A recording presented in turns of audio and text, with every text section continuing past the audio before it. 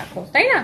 বা সে কিন্তু দেখবেন তার প্রত্যেকটা লাইভে মেয়েকে নিয়ে কথা বলার থেকে সে বেশি কথা বলছে আমার প্রেজেন্ট হাজবেন্ডকে নিয়ে, কারণ তার খুব হিংসা। হ্যাঁ, আমার প্রেজেন্ট হাজবেন্ডকে নিয়ে তার খুব জেলাসি। সে দেখবেন সে কিন্তু আমার হাজবেন্ডকে, রাসেলকে সে কিন্তু চিনে না, সে কিন্তু জানে না রাসেল কেমন, রাসেল কতটুকু শিক্ষিত, বা সে হয়তো শুনছে, বাট তার যত হিংসামি সব হয়েছে রাসেলকে নিয়ে। তার প্রত্যেকটা ভিডিওতে লাইভে দেখবেন শুধু রাসেলকে নিয়ে তার কথা বলা।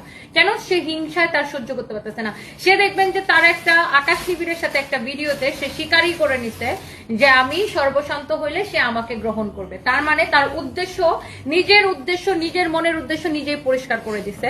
মানে এই লোকটার উদ্দেশ্য ছিল যে সারফরাজের বাবা মারা যাওয়ার পরে আমি হয়তো আর বিয়ে শাদী করবো না, সে মানে আমার টাকা পয়সা সব খাবে, বা সে আমার ব্যবসা বাণিজ্য বুক করবে। সে আমাকে বহুবার বলছে কিশোরগঞ্জ যেন আমি একটা শোরুম দেই, কিশোরগঞ্জ যেন আমি একটা শোরুম দেই।